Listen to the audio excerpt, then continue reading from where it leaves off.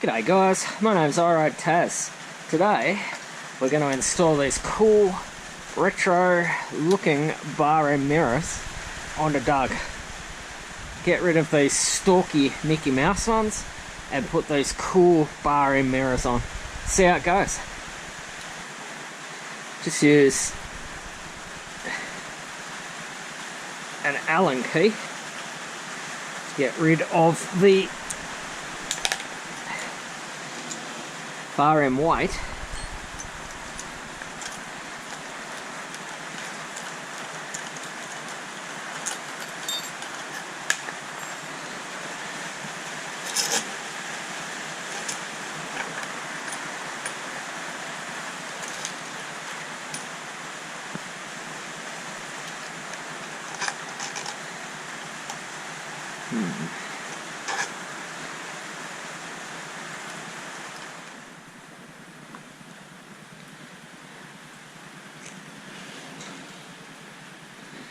Right, this is going to take some pretty significant modification.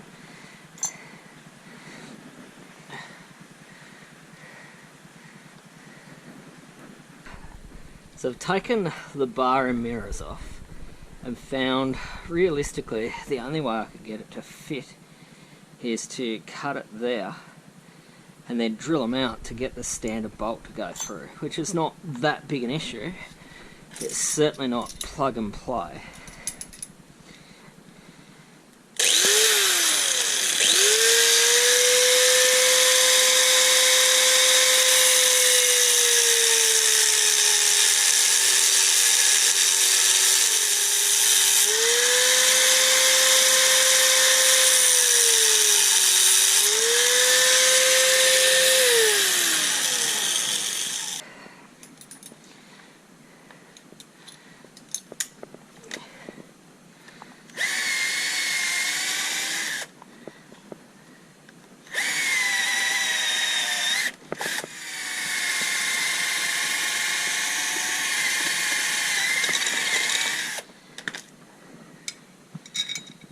Perfect. Alright.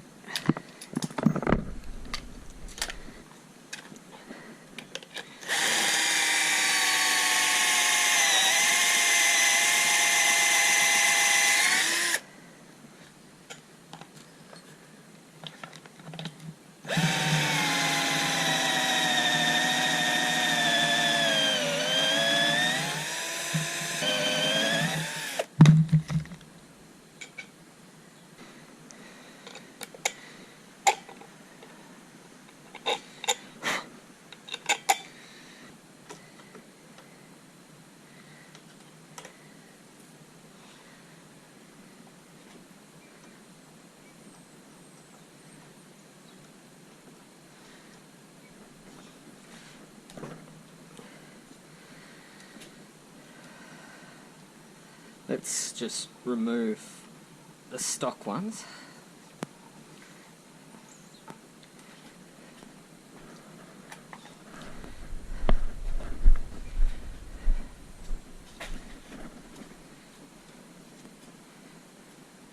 To neaten it up, we'll put some 3/8 blanking grommets into the stock holes, just so that it could be returned to stock at any point.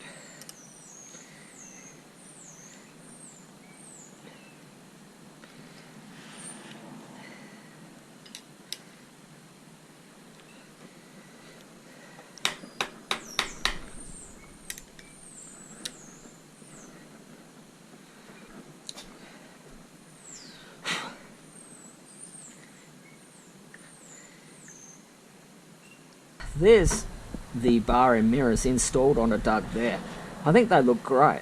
I've got one reservation, and that's the fact that I had to remove the bar end weight, which may cause the bars to vibrate a little bit more, but we'll cross that bridge when we get to it.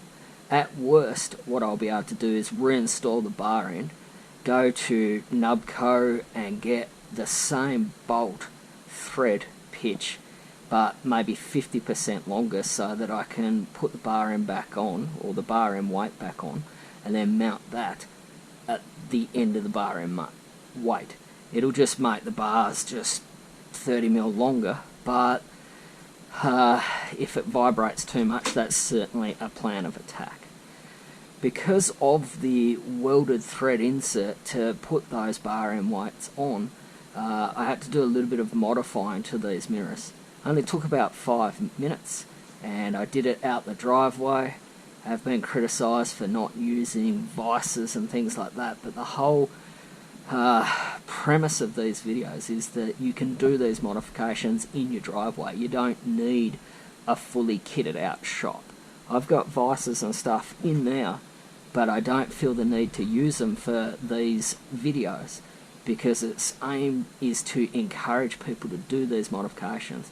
You just need some simple hand tools, and that's what I did.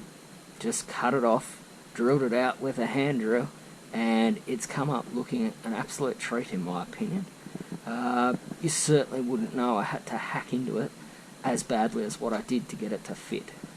It's just a little bit of confidence really, and what's the worst that can happen is that you wreck it and you buy another one. I mean, most of the stuff on a motorcycle is very easily fixed, guys, so just have at it. But that's it there, guys. I'm really happy with how it looks. Looks very period correct, and I know I bang on about that constantly.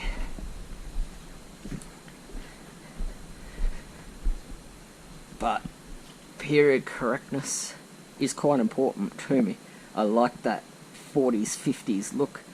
Doug gives me that, and a lot of the modifications that I've done are sort of in keeping with roughly that era. I think it looks great. eBay purchase. Yeah, give it a go, guys. Till next time, my name's REA Taz. I'll see you then.